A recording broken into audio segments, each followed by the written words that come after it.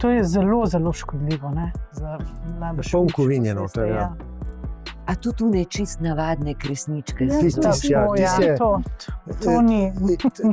Tistega res nočeš početi. Če neučinkovito kuraš, je to tako, da bi svojim in sosedovim otrokom kupoval cigarete. Predvidevamo, glede na to, da vemo, da je v zimskem času velika težava z individualnimi kurišči, da je stanje na podeželju še slabše kot v večjih mestih, ker se ljudje v večini ogrevajo z daljinskim ogrevanjem. Torej za Slovenijo je ta ocena, da se zgodi 1280 prezgodnjih smrti zaradi onesnaženega zraka. Mislim, da to pa je nekaj, kar bi bilo treba prepovedati. Tako kot ognjemeti, recimo. Tudi ognjemete bi bilo treba prepovedati. Ste odprli, Tanja, še eno temo.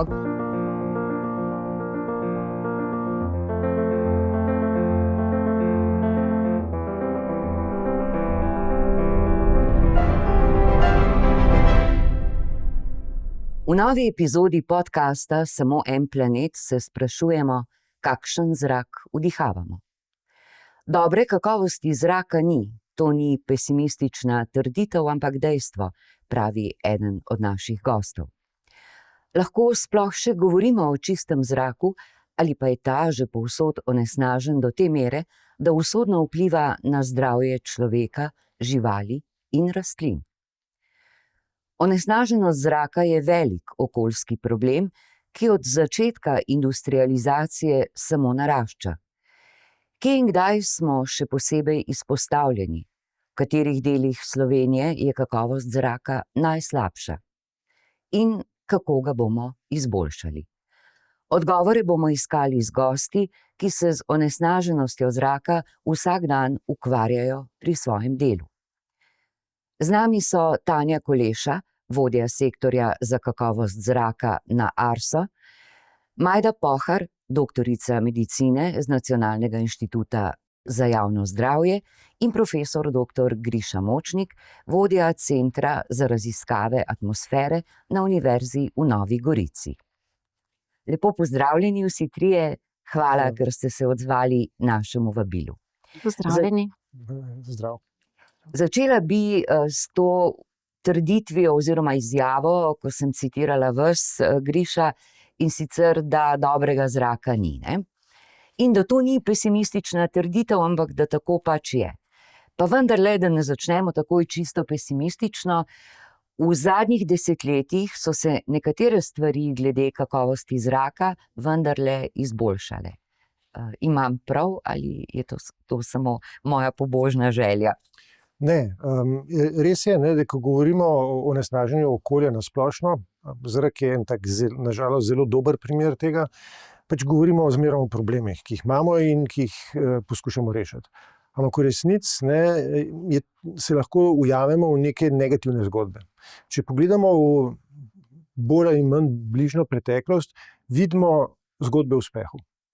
Recimo, ne dihamo več svinca, zato ker ga v bencinu ni več, ker smo z drugimi tehnologijami uspeli narediti zgorevanje v motorjih, v avtomobilih dovolj učinkovito, tudi brez dodajanja svinčevega tetraetila,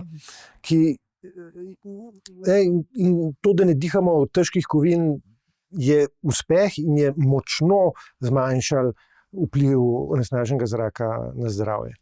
Potem imamo recimo konvencijo o transportu onesnaževal na dolge razdalje, in moji otroci sploh ne vejo, kaj kisel dež je. Zato, ker je to problem, ki smo ga rešili. In ni več kislega dežja, ki je uničeval gozdove v okolici kakšnih železarn ali pa termoelektrarn. Imamo recimo Montrealski protokol, s katerim smo uspeli ne samo ustaviti nastajanje ozonske luknje, ampak se je ta ozonska luknja medtem močno spet zmanjšala. To pomeni, da imamo zgodbe o uspehu tako na lokalnem kot na globalni ravni, s katerimi lahko pokažemo, kako je treba stvari početi. Je pa res, da ko govorimo o onesnaženju zraka, zmeraj gledamo na to, kakšne probleme imamo, in smo zato imamo napačno perspektivo. Iz teh zgodb o uspehu v preteklosti bi se lahko marsikaj naučila.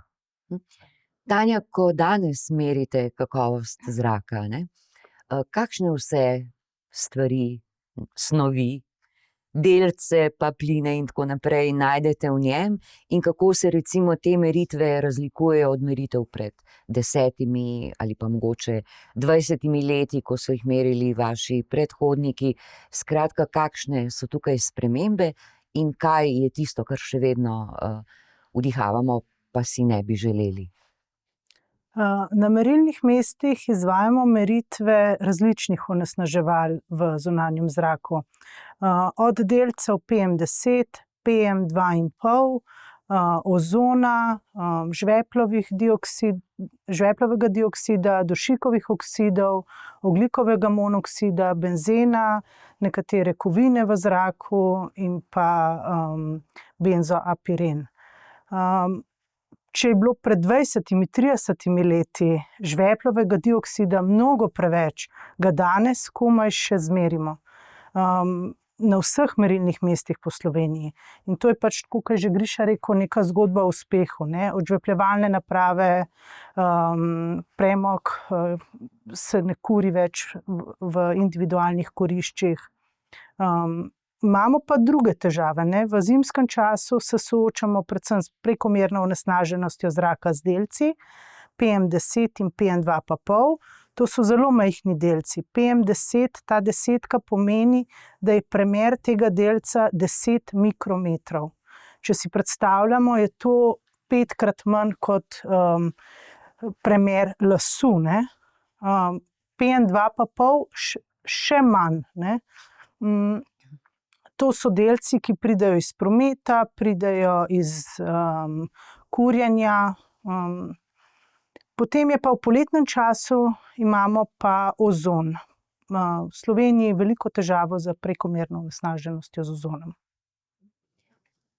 O tem se poleti veliko govori, opozarjajo nas, naj ne hodimo ven v sredi dneva, takrat, ko je tega ozona največ, ampak če smo prej rekli, da se je ozonska luknja zmanjšala, problem ozona je pa še vedno ostal tako pereč, da je treba nanj nenehno opozarjati. Mi merimo ozon pri tleh, ozonska luknja je v višji atmosferi in ta ozon nastane.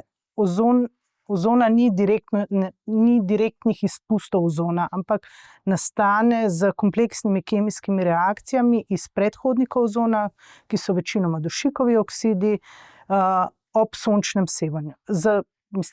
Rabi za nastanek sončno sevanje. In zato je tega onesnaževala več tam, kjer je več sonca in ob tistem času. Zato ozona pozimi ga ni in tudi v nočnem času ga ni. Mora biti toplo, mora biti osončen, pa ravno prav onesnažen zrak mora biti, da imaš dosti površin, na katerih se te reakcije dogajajo. In recimo Vipavska dolina je en tak tipičen primer, kamor polet sred dneva nočeš iti v kakšne hribe, zato ker pomeni, da dihaš zrak, ki ti škodi. Medtem ko pa v notranjih prostorih pa tega problema ni, zato ker se ozon razpade na kisik. Sploh če je dovolj površine na voljo in pač v stavbah imamo stene, kjer se pač ta ozon razpade. Tako da pač polet ne rineš tam, kjer Agencija za okolje da opozorila za ozon. Da ne. Majda, vi se ukvarjate z zdravstvenimi posledicami oziroma posledicami za zdravje, je bolj pravilno rečeno, onesnaženosti zraka. Kaj pri svojem delu opažate skozi leta, kateri so tisti mogoče največji problemi, ki bi jih želeli rešiti, s katerimi se ukvarjate in iščete načine, kako ljudem pomagati? Ja, kot je rekla že Tanja, poleti imamo težave z ozonom, predvsem. Pozimi so pa te težave bolj z delci. Tako da zdaj v zadnjih desetletjih je ogromno narejenega na področju vplivov teh na zdravje. Kot smo že povedali, velik korak naprej pri kakovosti zraka. Ne. Veliko smo dosegli v zadnjih desetletjih na tem področju, zrak se nam je res popravil, ampak hkrati pa raziskave tečejo, velike epidemiološke študije, bazične študije in ogromno rezultatov prihaja, ne, kako pa vseeno tudi te vrednosti, tudi ti nivoji, ki jih imamo danes, te koncentracije, ne, kako tudi te vplivajo na naše zdravje. Torej, kljub temu, da so relativno nizke, če jih primerjamo z 30 let nazaj, 20 ali pa 50, imajo pomemben vpliv na zdravje. Bi lahko rekli, da pravzaprav ni te najnižje vrednosti, za katero bi rekli v redu, to pa še gre, to pa pravzaprav nikomur ne škodi. Nekatera onesnaževala, recimo dušikov dioksid je en tak, ne, ali pa potem onesnažen zrak kot celota, ali pa recimo kot za delce, ne, nekje velja, da ni tiste najnižje vrednosti, da bi lahko rekli, no, evo, tole pa nima prav nobenega vpliva na naše zdravje. Torej, vsak pojav tega onesnaževala v zraku povzroča neko škodo. Seveda, če so te nivoji nizki, je ta škoda veliko manjša, kot če imamo visoke koncentracije. Za večino onesnaževal, za katere je predpisana meritev, so neke mejne vrednosti. Ne? In te mejne vrednosti so uzakonjene. To je najprej v direktivi, potem pa v slovenskem zakonu so predpisane neke številke. In te številke so pač kompromis, ki je bil dosežen znotraj zakonodajnega procesa. In pač vsi deležniki so vplivali na to, da tam pač piše, ne vem, za ta hip za delce PM10, ne, 50 mikrogramov na kubičen meter, kar se sme preseči 35krat v letu. To je dnevna povprečna koncentracija. Ne. In to ne pomeni, da je če je koncentracija manjša ali pa če je teh preseganj manj, da to je pa v redu. Ne? In tudi zdaj veljavna direktiva eksplicitno pravi, nikoli ne smemo biti zadovoljni, več se moramo prizadevati za izboljšanje. To je zato, ker je odziv približno linearen, to pomeni, da je sorazmeren zunanjim koncentracijam, kar pomeni, da pač ni enega praga, pod katerim bi bilo vse v redu. In zato je tudi zdaj, ki je nova direktiva bila sprejeta lani, konec leta, so te vrednosti bistveno manjše. Zato, ker je pač to Evropska komisija in Evropski svet sta ocenila, da je pač treba te mejne vrednosti znižati, zato da se bomo še bolj potrudili, zato da očistimo zrak. In s tem bomo imeli ne samo v Sloveniji, ampak marsikje po Evropi resne probleme, zato ker v trenutni situaciji presegamo recimo pri delcih PM2,5 praktično povsod te mejne vrednosti. Prej smo že, izvolite, Majda. To je pravzaprav dogovor, ne? To je dogovor, kaj mi lahko dosežemo oziroma k čemu stremimo, da bi v prihodnosti dosegli. Ja, sej brez teh dogovorov bi bilo pa še dosti slabše, ne? In tudi dobro je, da se spreminjajo, ne? Zaveza je tudi, ne? Ker enkrat, ko to postane zakon, pol Evropska komisija preslej države pred sodišče pripelje, ne? In s tem pritiska, ne? Ker je seveda boljš porabiti denar, ki bi ga kot kazen plačal, zato da izboljšaš stanje okolja. Določene škodljive snovi, ki so bile predvsem posledice izpustov iz industrije, ne? Ste s temi ukrepi uspeli zmanjšati, kot ste rekli, Tanja, nekaterih skoraj da ne zaznavate več. Se pravi, to je eno polje, ne? Eno polje je industrija, ki je morala sprejeti ukrepe, čistilne naprave in tako naprej. Zdaj pustimo, vidim, Griša malo zmajujete z glavo, pustimo, koliko je to v praksi uresničeno in koliko še ni, ne? Potem pa seveda imamo še druge vrste onesnaževanja, promet, kjer se sicer nekaj premika v javnem prostoru, ampak bistveno premalo. In potem seveda ogrevanje, kurjenje kurišča, ne. To, če sem prav razumela, sta dve polji, na katerih bo treba še marsikaj narediti in sta pravzaprav tudi zelo težavni za upravljanje, ne. Zakaj je tukaj toliko težav? V Evropi smo bili prvi, ki smo močno omejili izpuste industrije. Ne? In smo pol sicer, po mojem občutku, malo zaspali, ampak smo bili prvi in drugi so nas posnemali in smo kar učinkovito naslovili in to že zelo zgodaj, ne? V 80-ih so bili, kar se tiče žvepla. Pri prometu, ne, smo tudi v Evropi smo vodilni. Zato, ker standarde za vozila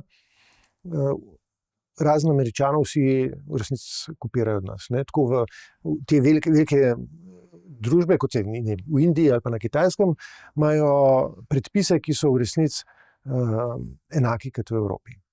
In z predpisi, ki urejajo izpuste vozil, smo uspeli zmanjšati prispevke, te neposredne prispevke k koncentracijam delcev, ki so predvsem od dizelskih vozil na tako nizke koncentracije, da v resnici zdaj eno dizelsko vozilo spušča toliko delcev v zrak kot eno bencinsko, ki ne proizvaja teh saj, ki jih drugače vidimo z enim starim tovornjakom peljemo, vidimo tisti črn oblak. Ne? In to je zakonodaja, ki je evropska zakonodaja, ki se jo potem prenese v recimo slovensko zakonodajo in kot avto pripeljemo na tehničen pregled, nam lahko tam rečejo, nič ne bo, ne? Tega avta ne bomo registrirali, ne? Zato ker pač v resnici preveč svinja. Ne? In ne, to je zato, ker avto vozi po javnem prostoru. Ne? In tudi promet lahko omejujemo. Ne? Pred 12 leti je mestna občina zaprla pol kilometra slovenske ceste in to je lokalno močno izboljšalo kakovost zraka. Zato, ker ni bilo več prometa avtomobilov ali pa tovornega prometa. Pri ogrevanju individualnih hiš, predvsem na les, ne, je pa zadeva veliko bolj komplicirana. Prvi problem je to, da se to dogaja v zasebnem prostoru, ki ga je veliko težje regulirati, ne, in nadzorovati predpise, če so. Drugič je pa to, ne, da les je najcenejše gorivo. Ljudje ga uporabljajo zato, ker je pocen in je v resnici tisto, kar je treba reševati, ne izpusti pečiki na drva, recimo, ampak energetske revščine. In to se da pa lahko narediti samo z zelo kompliciranimi programi, ki zmanjšajo potrebo po ogrevanju, tako da izoliraš hišo, zamenjaš kurilno napravo, ampak na koncu, če hočeš zamenjati eno peč na les z toplotno črpalko, mora nekdo elektriko, ki jo potrebuješ za toplotno črpalko, plačevati. In energetske revščine ne moremo izključno z tehnološkimi ukrepi reševati enkrat. Ne?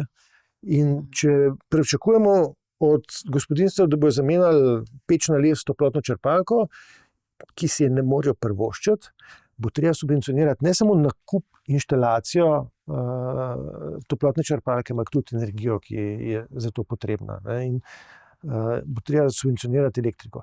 Kar se sliši tako grozen, zakaj bi, javni denar bomo uporabljali za to, ampak prvič, zmanjšali bomo število prezgodnjih smrti zaradi onesnaženega zraka in drugič, država to tako že počne in subvencionira recimo fosilna goriva avtoprevoznikom, kar je škodljivo tako stališča kakovosti zraka kot stališča podnebja.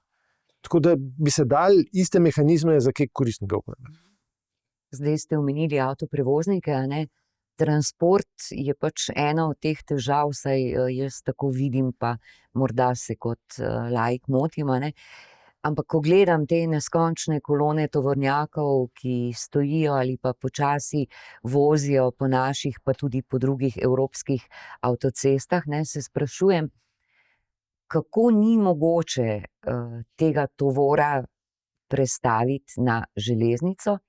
Seveda odgovor pride takoj sam od sebe, a ne.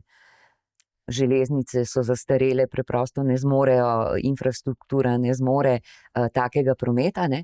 Ampak vendarle ta promet, tovorni, tranzitni predvsem, je nekaj, s čimer se ne ukvarjamo oziroma se nikomur ne zdi prav zares problematičen, ne. Da ne govorim o, ladijskem prometu, a ne.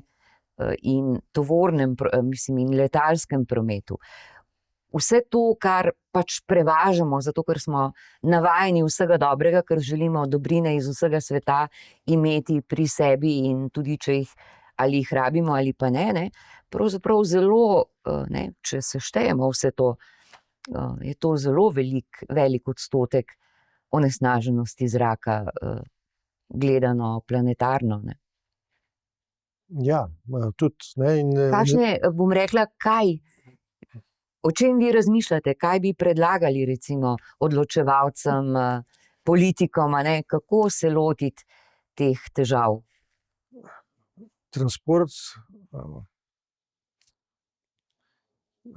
Transport tako ljudi kot nekega materiala ali pa nekih potrošnih stvari pač povzroča izpuste. In te izpusti onesnažujejo zrak lokalno, to je tisto, kar dihamo, hkrati pa tudi spreminjajo podnebje. In tukaj je prehod na recimo načine prevoza, ki so manj energetsko potratni na enoto prevoženega, karkoli pač to je. Mislim, tukaj ni treba tople vode še enkrat izumiti. Popolnoma jasno, da je železnica veliko bolj učinkovita kot prevoz po avtocesti. Ampak gradili smo avtoceste, ne železnic. In to je pač problem, s katerim se mora slovenska država začeti ukvarjati. In to je problem Ministrstva za promet, pa za infrastrukturo, oziroma zdaj za Ministrstvo za infrastrukturo. In slovenske železnice so ta hip 100% zapolnjene z prevozom tovora.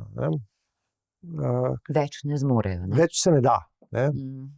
Je pa tudi to res. Mi smo dobili kredite za avtoceste graditi, ko smo jih gradili v 90-ih, zato da se ti tovornjaki, ki se zdaj vozijo, po njih vozijo.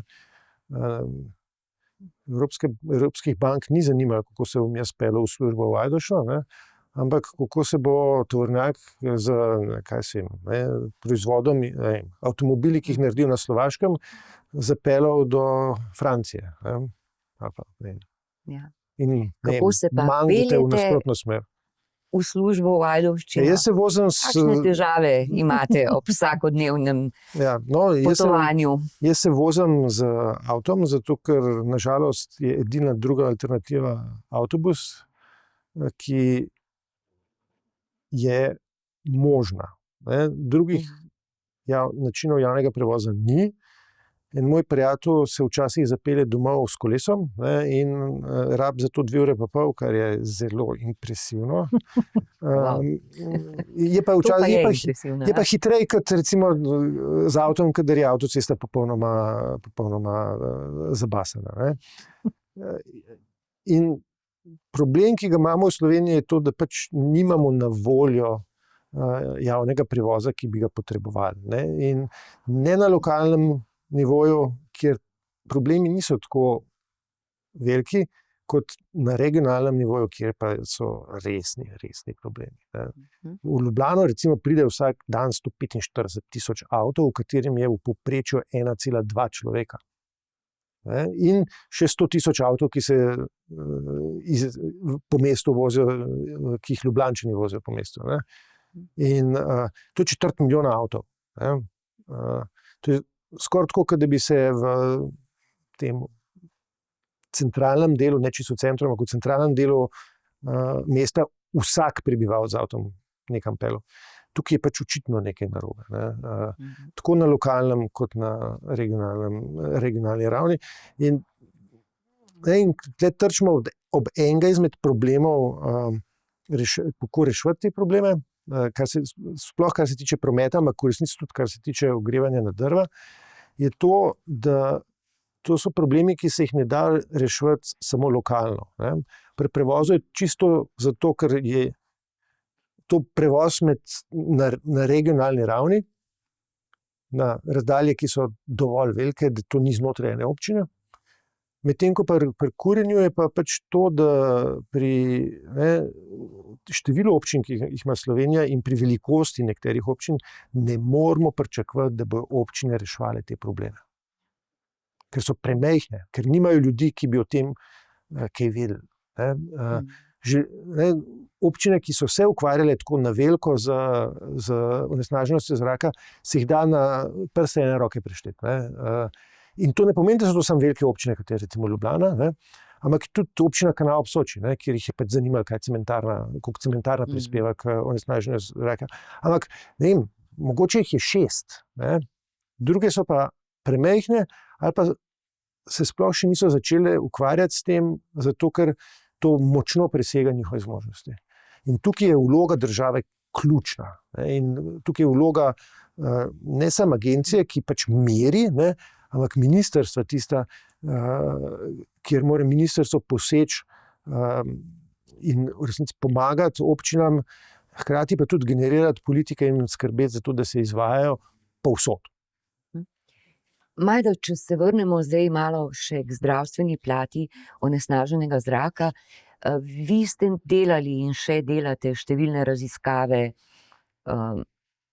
na populaciji, verjetno različnih starosti, in imate najbrž konkretne podatke. Prej je Griša že omenil eno številko, a ne? Vi najbrž razpolagate še z dosti več številkami posledic onesnaženega zraka, koliko ljudi zboli, koliko ljudi prehitro umre ravno zaradi tega razloga. Ja, nekaj številk je, ampak so tole ocene, ne, grobe. Zdaj, Nacionalni inštitut za javno zdravje nima nekih svojih takih populacijskih raziskav.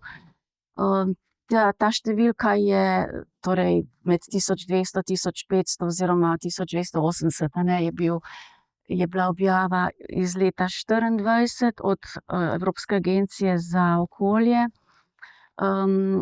ki velja za leto 2021, ne. Torej za Slovenijo je ta ocena, da se zgodi 1280 prezgodnjih smrti zaradi onesnaženega zraka. Se pravi, toliko prezgodnjih smrti lahko pripišemo onesnaženemu zraku.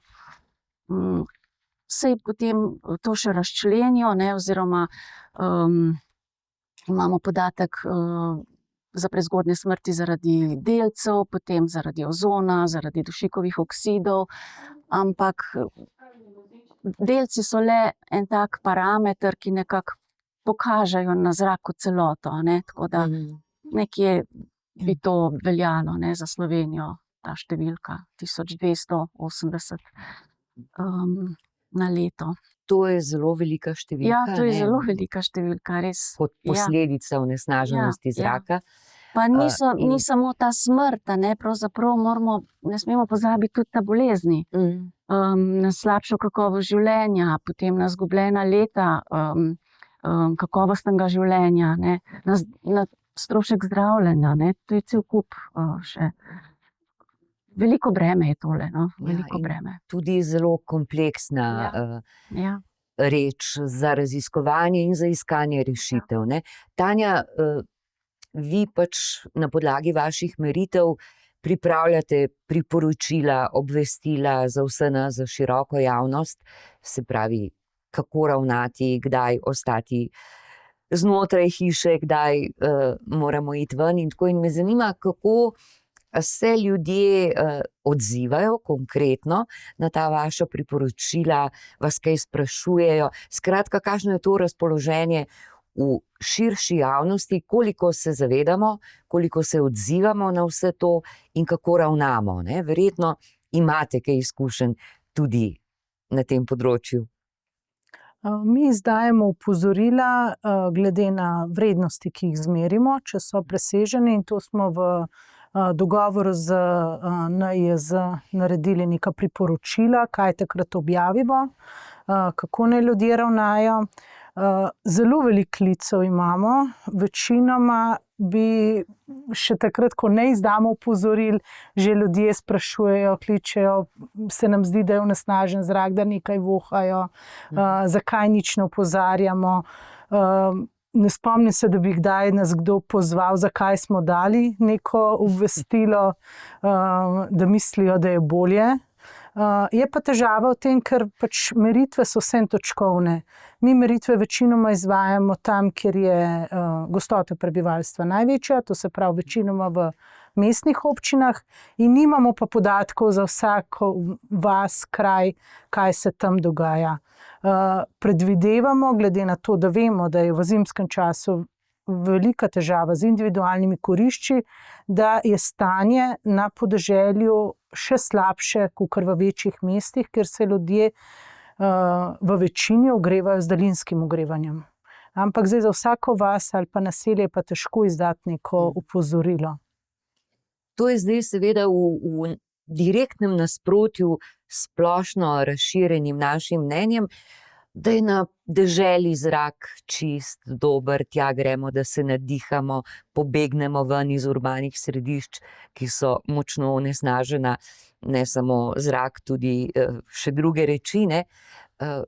To pomeni, da je to postal mit, da to sploh ni več res, ali kako? V zimskem času, recimo. Ja, tudi recimo jaz, ko sem se 15 let nazaj začela ukvarjati s to problematiko, me je zelo presenetilo, da je bila mestna občina Velenje, je imela najnižje ravni delcev.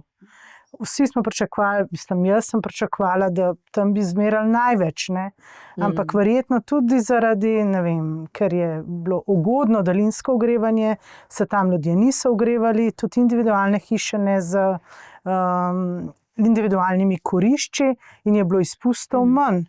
Tako da to je zelo zanimivo, da že en kurjač, neozaveščen, ki kuri v neservisirani, stari kurilni napravi, neprimerno gorivo, kot je mokar les ali pa celo odpadki, lahko onesnaži bližnjo okolico, močno jo onesnaži. To je zelo težko za individualno kurišče, do teh podatkov težko priti, zato ker je težko popise delati. Ne? Ker nimamo ene dovolj dobre evidence, ker edina evidenca, ki obstaja, je evidenca primarnih načinov ogrevanja, pa še ta bi bila lahko veliko boljša. Ne? Vemo pa recimo pri vozilih, ne, da pač 10% vozil povzroča več kot 3/4 onesnaženja zraka. In to smo zmerili na cestah, recimo. Tako da to niso testi, ki so v laboratoriju narejeni, ali pa na tehničnem, ampak to je na cesti izmerjen.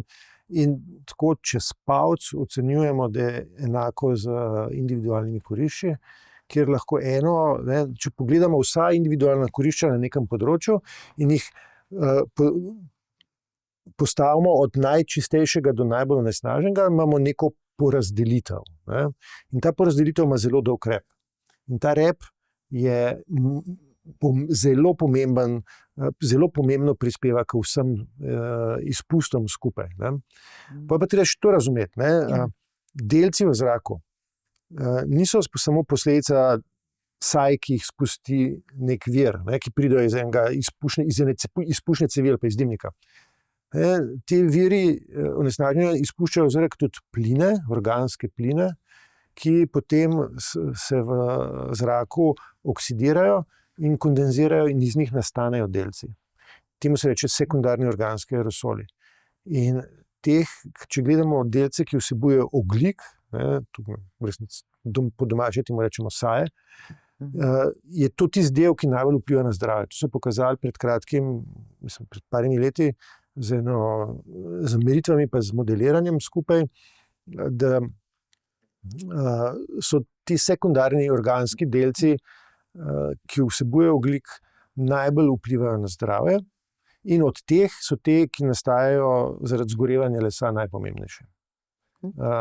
In kar pomeni, ne, da je to vir, s katerim se treba resno začeti ukvarjati. Ne moramo se zdaj delati, smo naredili, kar se da s prometom, zdaj se nam pa ni treba več ukvarjati, zdaj treba se začeti ukvarjati z kurjenjem na trda goriva, kar v večini Evrope pomeni les.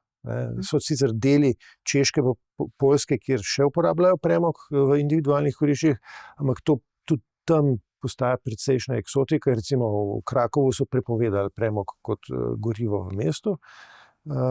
In mi se moramo začeti ukvarjati s tem, ne samo, da prepovemo recimo uporabo lesa v velikih mestih, ampak predvsem, da razvijamo ene politike, kako zamenjati ta goriva z načini ogrevanja, ki ne onesnažujejo, na nek vzdržen način za uporabnika.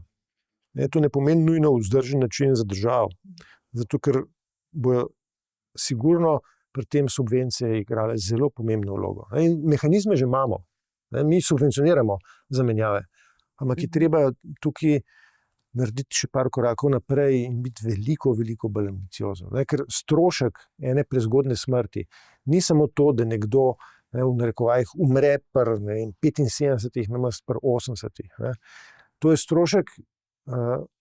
strošek, ki zmanjšuje proizvodnjo. Recimo, če so starši doma, zato ker ima njihov otrok astmatične napade, pač niso v službi. In vpliv na zdravje se pozna tudi na ekonomiji, na produktivnosti. In recimo za Los Angeles so računali, da pač $2 milijarde na let stane onesnažen zrak. In zato so se začeli lotvati, polke so že v resnici rešili smog, so se še zmeraj ukvarjali s tem, kako zmanjšati izpuste iz prometa. Pa v Ameriki je to, mislim, niso tako ambiciozni, kot smo v Evropi. Torej, zdaj sploh ne. Prav razumem, noben les, tudi tisti, ki je prav posušen, ki nima nobenih primesi, se pravi, ni odpadni les z raznimi laki in premazi, in redno servisirana nova peč ne gre. Tega se moramo rešiti.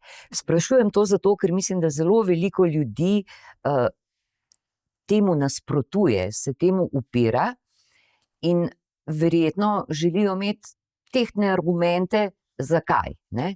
In zdaj ste, Griša, povedali, ti izpusti, ti delci vplivajo na kakovost zraka in ga močno onesnažijo, kar posledično vpliva na zdravje.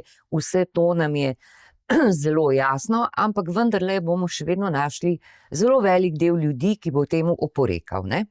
In zdaj, če napademo z vsemi topovi in pridigamo in tako naprej, bomo dosegli ravno nasprotni učinek.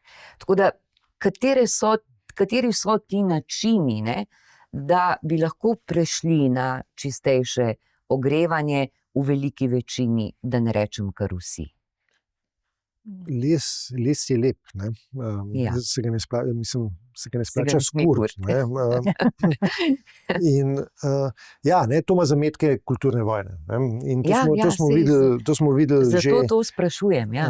In ne gre za to, da bi ljudi prisilili, da morajo početi nekaj, sploh doma, oziroma jim razlagali, česa ne smejo početi doma. Gre za to, da se dvigne kakovost življenja. Da se, kar pomeni cenejše ogrevanje, manj ukvarjanja z ogrevanjem, in da na eni strani razložimo, da če neučinkovito kuraš, je to tako, kot da bi svojim in sosedovim otrokom kupoval cigarete. Na drugi strani pa to, da pokažemo, da so alternative, ki so preprostejše in cenejše, in da sprememba življenja bo sprememba na boljš, in bo, namesto ukvarjanja z lesom kot gorivom, se da z lesom ukvarjati tudi kot gradbenim materialom, pa kaj drugega. In se še zmeraj da ukvarjati z gozdom, ker je v Sloveniji pač pomemben del populacije ima v lasti gozd, ne da bi gledali na to tudi kot na gorivo, zato ker so alternative, ki so možne, in so cenejše. Je pa tako, da stališča države in občin se najbrž splača ukvarjati s tem, tam, kjer je gostota prebivalstva največja. In mi, recimo v Ljubljani, imamo problem lesnega dima. Lesni dim prispeva, mislim, da je okoli 1/3, tako čez palec, k onesnaženosti. In bizarno je to, da tudi v občini Kanal ob Soči, ki smo v Desklah merili, smo zmerili, da je pač 1/3 vseh delcev na letni ravni pride od kurjenja lesa. Kar je bizarno, da imaš enake rezultate v mestu, kot je Ljubljana, pa v enih manjših krajih, ki imajo popolno drugačno sestavo virov. Tam imajo pač kurjenje na les, promet pa cementarno. Tukaj v Ljubljani je pa virov pač veliko več, pa ta mešanica je bolj kompleksna. In ne smemo začeti kulturne vojne, treba je ljudem, predvsem jih je treba vklopiti v odločanje, zato da ne pride nek pametnjakovič iz Ljubljane ali pa iz Ajdovšne, ne, in jim soli pamet, ampak da sodelujejo v tem procesu in da se pride do nekih rešitev, ki so sprejemljive za vse, ki so vzdržne in ki izboljšajo kakovost zraka. In hkrati je pa, če pogledamo te primere uspešne iz začetka, so tipično to zadeve, ki so bile, kjer je bil ta okvir postavljen z nekimi mednarodnimi sporazumi, implementacija sama ukrepov je bila pa pol lokalna. Ne. Jaz sem živel v centru Ljubljane in v 80-ih, in ko je toplovod prišel v center Ljubljane, v 2 zimah kar naenkrat nisi več smrdel po žveplu, ko si prišel noter, ne, zato ker ljudje niso več uporabljali premoga. Hkrati se pa isti premog kuril v toplarni, ne, tako da goriva nismo zamenjali. In tudi pri lesu je tako, ne, da daljinsko ogrevanje na lesno biomaso je alternativa. Ne. Če centraliziraš zgorevanje, je to postaviš tehnologijo pod veliko večjo kontrolo, ne, da lahko imaš filter, ne, lahko uporabiš potem en katalitični konverter za to, da se znebiš tudi unih organskih plinov in jih ne spuščaš v zrak, iz katerih bi potem delci nastali, ti sekundarni delci nastali v ozračju. Ne, in centralizacija je možnost, in recimo v Avstriji imajo zelo veliko daljinskih sistemov na lesno biomaso, so pa tudi dragi sistemi. Ne. In je spet ena občina, preden se loti nečesa takega, ne rabi samo subvencije, ne, oziroma nekega projekta, ki je sofinanciran z sredstvi Evropske unije ali pa iz nacionalnega proračuna, ampak mora imeti tudi ljudi, ki so tehnično dovolj podkovani, da nekaj takega izpeljejo, in za tem ne sme biti želja po profitu, ne, ampak mora biti želja po tem, da očistimo zrak. Ne, to ne sme biti komercialna aktivnost. Zato, ker je pol daljinsko ogrevanje predrago v primerjavi z pečjo na drva. Ampak to se mi zdi še kar utopičen cilj, ne? Ker vse te dejavnosti so komercialne. Do tega bomo morali priti. Ne, mislim v smislu, da to ne bo komercialna dejavnost. Mislim, v Avstriji če ne bo imajo... komercialna, je ne bo. To ni res. Ne? Recimo v Pirenejih, pa v delih Francije, pa Švice in Avstrije, ne, se te sistemi daljinskega ogrevanja so lokalni, ne, in se zapre zanka lokalno. Kar pomeni, da sodelujejo tipično v neki skupnosti, kjer so noter lastniki gozda, proizvajalci izdelkov iz lesa, kjer se odpadki uporabljajo kot sekanci za gorivo v sistemih daljinskega ogrevanja, ki potem ogreva hiše te skupnosti. In je to ena lokalna skupnost, ki je organizirana recimo na ravni občine, ali pa pač kraja. Se vam zdi to možno, da se uresniči v slovenskih mestih? Ne bom rekla samo Ljubljana, recimo kakšno drugo mesto. Jaz mislim, da bomo morali tudi to. Če želimo kaj naprej priti, pa izboljšati, je to ta pot. Morali bomo. Ne, ker saj se to da malo zračunati, pa planirati, če res damo na mizo vsa ta bremena, ne, zaradi zdravstvena, recimo, jaz mislim, da se bi mogoče še celo išlo. Ne. Ljudje ne bodo na mrzlem, to je gotovo, da ne. Veliko ljudi ima svoj gozd, pa svoj les in drva in se ogreva tako. Torej, tukaj je na potezi država, ne, da bo ponudila ljudem eno cenejšo alternativo in potem bodo ljudje šli v to. Stopnica, čez katero je treba stopiti, je to, da je to komplicirano. Ne, ampak to pomeni, da je treba pač ta proces speljati, kar pomeni veliko tudi papirja preložiti, ne, in poskrbeti, ne, da je dovolj sredstev. Ampak to je organizacijsko-finančen problem, ki je rešljiv, če imaš izobražene ljudi, in dovolj sredstev na voljo. Ne? Ja, si imamo zglede. Za koga je ne, ta saj. stopnica težka za prestopiti? Ja, ne vem, če imaš občino, ki ima 200 prebivalcev, je to resen problem. Ne? Ja, pa tudi za državo, ki mora podpreti to občino. Ne. Država se mora odločiti. Ja, ampak mislim, država se je v resnici se je že organizirala in imamo ministrstvo, imamo agencijo, ki izvaja meritve, imamo ministrstvo, ki skrbi za to, kako ukrepe sprejeti, imamo podnebni sklad, imamo ekosklad, ki daje subvencije. Skratka, ogromno mehanizmov, mehanizmi že ki to obstajajo. podpirajo. Ne? So sicer komplicirani in bi se jih dali močno poenostaviti. Moja osebna izkušnja z sončno elektrarno in toplotno črpalko je, mislim, to, da moraš imeti doktorat. Mislim, v resnici je vse skupaj.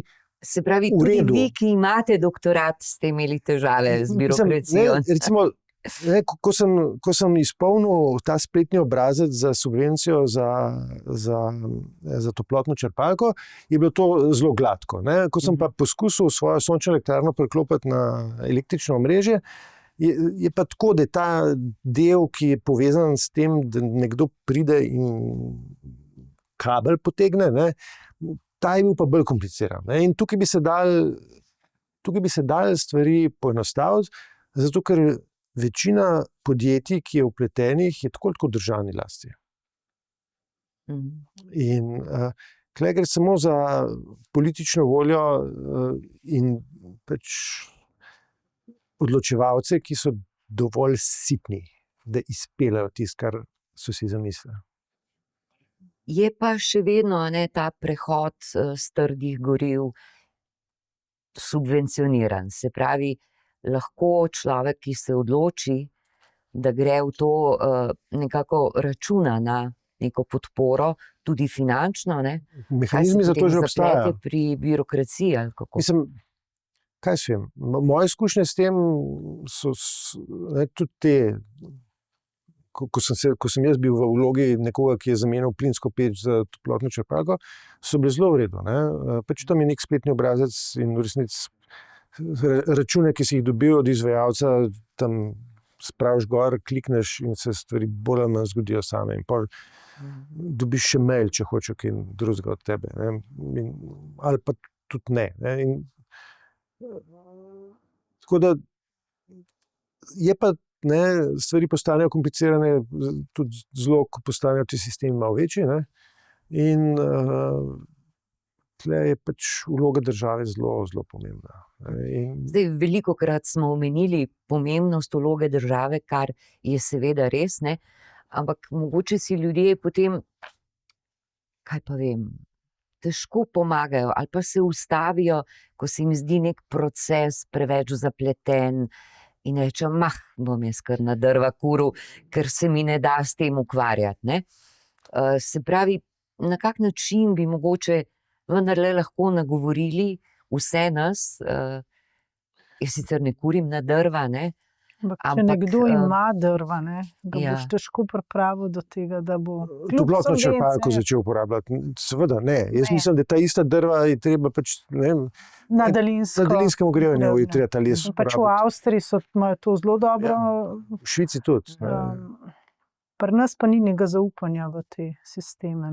Razlika je dve razliki. Sta ena v tem, da je pač v Avstriji pa v Švici tudi okoli Alp, kjerkoli.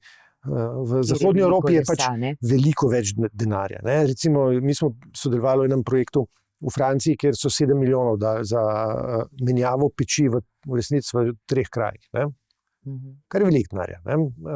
Je pa res, da je to en izmed najbolj onesnaženih delov Francije.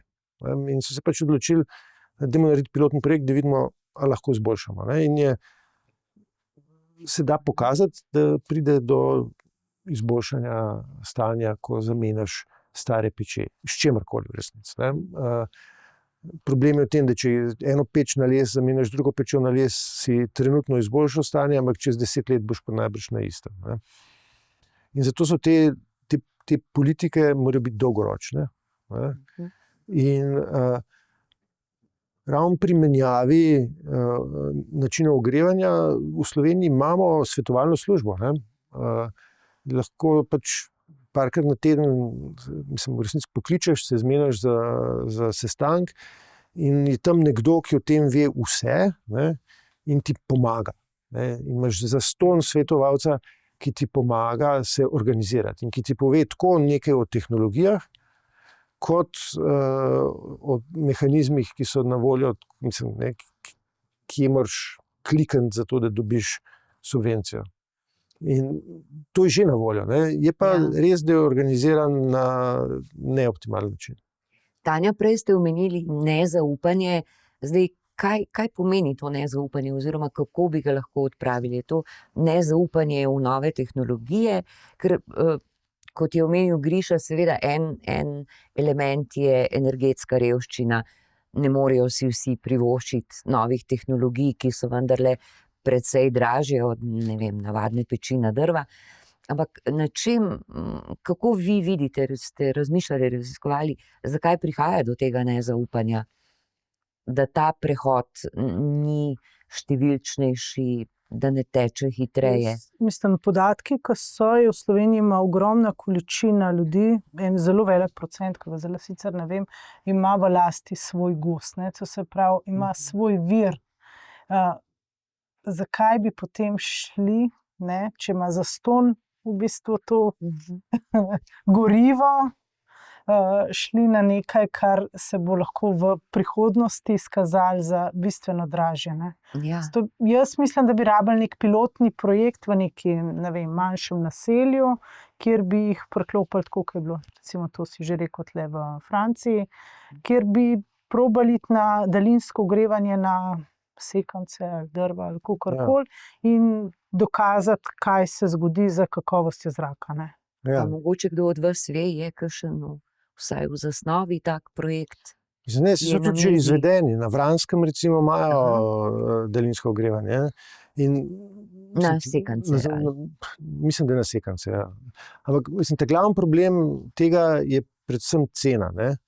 Mislim, tudi v Ljubljani smo nezadovoljni, zato ker se je pač daljinsko ogrevanje podražilo. Ne. In če pogledamo, kateri način ogrevanja je najcenejši, so to pač zmerom drva. Ampak to je zato, ker je to samo strošek, ki ga plača uporabnik goriva. Ne. To je zato, ker ne štejemo zraven stroškov, ki jih izgube prihodka zaradi tega, ker so ljudje bolani doma, ali pa stroške, ki jih imamo zaradi zdravljenja, recimo. Ne. In vsaka investicija v izboljšanje kakovosti zraka ima multiplikativne učinke. Ne. Treba samo poskrbeti, da so te učinki tudi popolnoma jasni in da pomagajo uporabniku. Ne. Še zmeraj mora biti pocen. To mislim, da je glavno. Ne. Daljinsko ogrevanje mora biti najcenejše. Ja. Ne. Pa mora biti, ne, ker so recimo deli Ljubljane, ki nimajo, recimo Rudnik, pa ne, moja ulica, ne, jaz imam toplotno črpalko, zato ker se nisem mogel preklopiti na daljinsko ogrevanje. Kljub temu, da mi ni všeč to, da kurijo premog še zmeraj. Verjetno je takih primerov po Sloveniji še veliko, ne, da ta možnost priklopa na daljinsko ogrevanje, da je ni. Ne. Ja. Se pravi, spet smo nazaj pri sistemskih rešitvah, ne. Oziroma rešitvah na ravni skupnosti, občin. Ne, pač na infrastrukturi. In kar enkrat ugotovimo, da je problem konceptualno enak kot pri prometu. Kar pomeni, da je država tista, ki mora nekaj narediti. Tako, vsi se zmeraj več ukvarja s tem, kar je prav.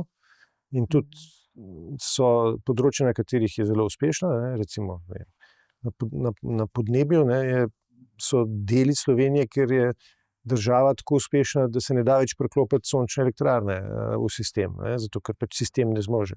Ni več zmožen tega, kar je spet infrastrukturen problem. Ne, ampak to je pač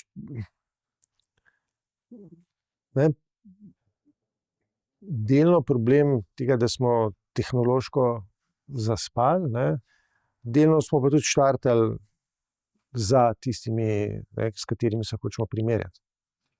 Ampak ni nič izgubljenega, ne, lahko še te spremembe se bodo uveljavljale na bolje. Ti si hotela reči. Ja, jaz sem hotela reči samo to, da jaz bi mogoče stopila en korak nazaj, pa ne bi bila tako optimistična oziroma tako daljnogledna, pa bi rekla za to zimo, ne, da saj tisti, ki se že ogrevajo na les, da uporabljajo suh les, da naredijo nek servis, čiščenje kurilne naprave. Tako. Ja, dimnikar res prinaša srečo. Zato, ker, mislim, ne, to, kar mi spuščamo v zrak iz dimnika, je to, kar ne dihajo samo naši sosedje, ampak tudi mi. Ne. Zunanji zrak pride noter. Ne, in to je ena študija, ki smo naredili pozimi pa spomlad skupaj z dvema nevladnima organizacijama Fokus pa Cipro. In smo merili zunaj pa noter, ta primarno nasneževala, predvsem črnoglik, skratka tisti del vsaj, ki ga vidimo. In smo pač ugotovili, da notranje koncentracije so tam okoli, ne vem, med 60 in so pač nižje, ne? Zato ker se delci prilepijo na stene zelo hitro, ampak sestava je pa enaka. Ne, in noter dihamo rahlo razredčen zunanji zrak. V narekovajih, mislim, onesnaženost razredčena. Kar se tiče teh delcev. Kar se tiče delcev. Ne, kar se tiče ozonov, recimo, je pa zadeva bistveno boljša noter. Ne. Ja, ampak so pa še pol drugi viri, pa druga onesnaževala, ki so pa noter povzročijo slabši zrak. Ne. Že kuhanje povzroči ogromen delcev. Ja. In to zelo učinkovit način, kako onesnažiš notranji zrak, je, če zažgeš toast ali pa če prižgeš svečo, recimo. Ja. Ali pa cigareto, boh ne daj. Ampak če kadiš, pa je vse, kakšen zrak dihaš. Torej, nobene romantike ob svečah. Ne. Kaj Ali šele kaminu. romantike ob kaminu, Ja. To sem hotela prej reči, ko smo o lesu razpravljali, o lesu kot gorivu, ne? Da v Ljubljani, če, kot ste omenili, Griša, 1/3 prispeva to kurjenje na trda goriva, ne? Da to verjetno niso samo tisti, ki si ne morejo privoščiti drugačnega ogrevanja, ampak je moda kaminov še vedno zelo razširjena. Ne? In kdo bi človeku zameril, če si želi mrzel zimski večer preživeti ob plapolanju ognja v kaminu? Jaz sem zameren. Jaz sem zameren in jaz mislim, da pri ogrevanju na drva je treba razumeti, da je to, da ljudje to počnejo zato, ker je to najcenejši način. Pri kurjenju lesa zato, ker nam je to všeč, sem pa veliko manj razumevajoč, ne, in mislim, da to pa je nekaj, kar bi bilo treba prepovedati. Tako kot ognjemeti, recimo. Tudi ognjemete bi bilo treba prepovedati. Zdaj ste odprli, Tanja, še eno temo, ki bi lahko ji posvetimo eno posebno oddajo, ne, ker to onesnaževanje zraka, ki se dogaja okrog Silvestrovega, ne, ja, da ne bomo zdaj samo v kurjenju, ne. Ja.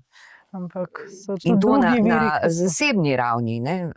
Tam, kjer jaz živim, to je ognjemet 5 ur. Tak. Na srečo je samo enkrat na let, ne, za res. Ampak pol so pa rojstni dnevi, pa zmaga naša ekipa, ne, v fudbalu. Ja, kakšne šport. Meni je tako fascinantno, ko imajo ljudje na rojstnih dnevih te svečke kot prskalice. Ne. To je zelo, zelo škodljivo. Ne, poln kovinje noter, ja.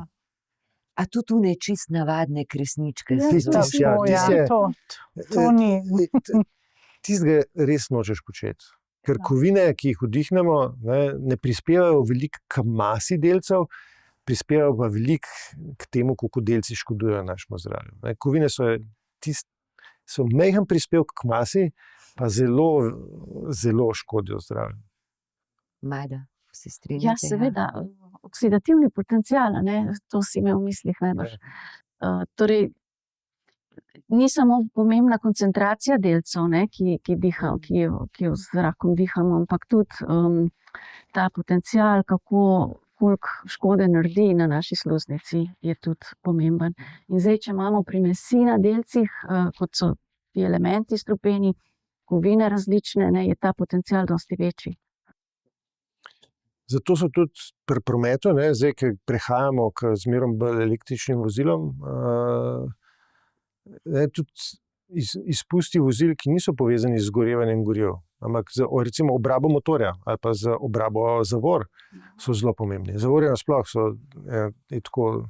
to je kar resen tehnološki problem, kako narediti nekaj, kar se obrablja zelo počasi, ampak če hočemo, da zavira avto, se mora obrabljati zadeva, in to so zelo fini delci, katerih sestava je polna nekih čudnih kovin. Recimo, zdaj najnovejša razvoje so zavorne obloge brez bakra, ker baker je zares škodljiv. Tako da je treba spremljati tudi sestavo delcev.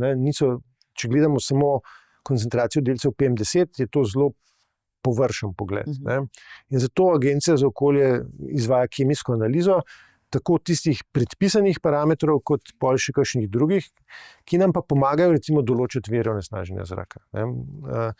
Ker tisto, kar mi merimo, je namešanca vsega in pol moramo na nek pameten način ločati te prispevke. Zato obstajajo take matematične metode, ki ti hkrati povejo, koliko en vir prispeva k onesnaženju, pa kakšen prstni odtis ima. In to so matematične metode in moramo čim več parametrov merimo, bolj so učinkovite. In to je drago. In zato se to ne počne povsod, ampak to počneš tam, kjer te zanima, kjer hočeš izboljšati stanje, pa tam, kjer predpisuje zakonodaja. In ko smo merili v desklah, smo pač mi merili 66 parametrov, kar je kar veliko. Smo pol na podlagi tega določali vire. In v Ljubljani je treba najbrž take meritve izvajati vsake toliko časa, zato da spremljamo, kako se stvari spreminjajo na boljše. Ker spet kulturna vojna, ko je Evropska okoljska agencija naredila rang listo, je nažalost Ljubljana bolj pri repu. In meni rang liste res niso všeč. Zato, ker pa se vsi pogovarjajo o tisti številki, kje je mesto, namesto da bi se ukvarjali o tem, ne pogovarjali, ampak ukvarjali s tem, kako izboljšati stanje. In zato se meni ne zdijo koristne, ker ta motivacija, da kaj naredimo, ni tako velika, kot to, da se pogovarjamo o sramoti, da smo pač manj očistili mesto, v katerem živimo, kot kdo drug. Ja, ampak saj veste, ljudje imamo pa radi te lestvice, primerjave. Konec vsakega leta je nešteto lestvic na vseh mogočih področjih. Jaz bi proti koncu gremo, jaz bi rekla tako, ko sem vas poslušala, imamo ogromno enih podatkov. Izvajajo se meritve, vemo, kje smo, ne moremo si zatiskati oči, da se nič ne dogaja, precej natančno vemo, kaj se dogaja, tudi kakšna so nihanja onesnaženosti. Vemo tudi, da so določeni problemi že izginili oziroma se jih je rešilo. Zdaj se moramo, tako kot ste rekli, ukvarjati s temi, ki jih imamo trenutno na mizi. In naj ne zveni pedagoško, to rečem zdaj tistim, ki nas gledajo, mogoče si lahko najdemo tudi en kup drugih veselj, tudi jih imamo v življenju, kot je sedenje ob prasketanju kamina, kot je ognjemet, ki traja pol ure in res neskončno smrdi, potem ko vse to začne padati dol in še smrdi kar nekaj ur. Morda iščemo te drobne, na videz nepomembne stvari tudi znotraj sebe, znotraj lokalnih okolij, življenja, in na ta način tudi lahko prispevamo k tej celotni sliki in k boljšemu zraku v naši skupnosti. To je bilo pa zdaj že kaj ena pridiga. Iz prilnice. Tam, kjer jaz mislim, da lahko nekaj naredimo, je v tem, da se... Prvič je to je ukrepanje za izboljšanje kakovosti zraka je drago.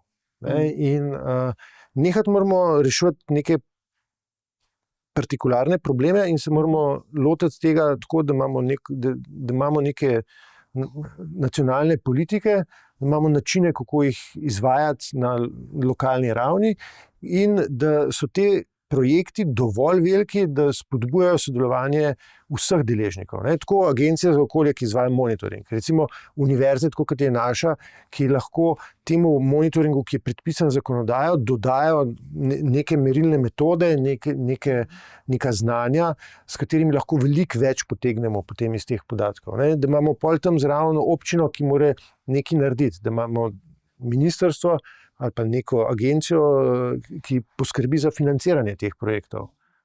In da je to financiranje dovolj veliko, da vsi ti deležniki lahko naredijo tisto, kar znajo.